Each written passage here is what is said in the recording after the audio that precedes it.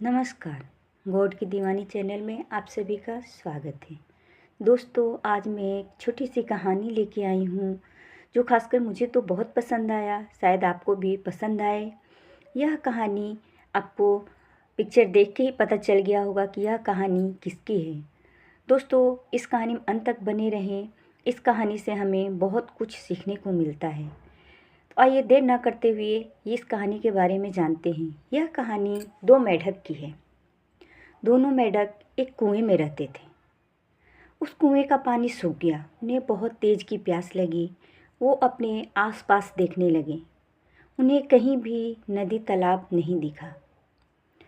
उन्होंने ध्यान दिया कि कुछ दूर पर एक छोटी सी झोपड़ी है। उस झोपड़ी के आंगन में एक पात्र में बहुत सारा दूध भर के रखा हुआ है।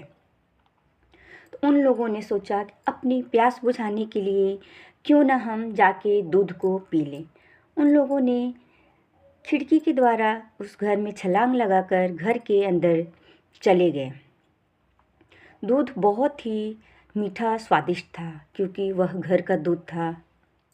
लेकिन जो पात्र था बहुत बड़ा था, इसलिए मेढक उस पर अच्छे से चढ़ नहीं पा रहे थे। बहुत प्रयास के बाद मेढक दूध को पीने में सफल हो पाए, लेकिन उनके पैर फिसल जाने के कारण वो दूध में यानी कि पात्र के अंदर जा गिरे। दूध पीने के बाद उन मेढकों ने सोचा चलो बाहर निकलते हैं, लेकिन दूध में क्योंकि मलाई होती है, मक्खन होता है, तो उनका बार बार कोशिश करने के बाद भी उनका पैर फिसल जा रहा था। वो बाहर नहीं निकल पा रहे थे। दोनों मेढक बहुत निराश हो गए और उसने सोचा कि अब तो यहाँ से निकलना मुश्किल है। अब हमारा क्या होगा। वो दूध में डूबते जा रहे थे। जो बड़ा मेढक था वो निराश हो गया और वह अपना हिम्मत हार गया। उसने सोचा अब यहाँ से निकलना हमारा नामुमकिन है, और वह धीरे धीरे आशा छोड़ता गया और दूध में अंदर जा बैठ गया और वह मर गया, यानी कि उसके प्राण पखेरु उड़ गए। जो दूसरा मेढक था, छोटा मेढक, वो बहुत ही हिम्मती था।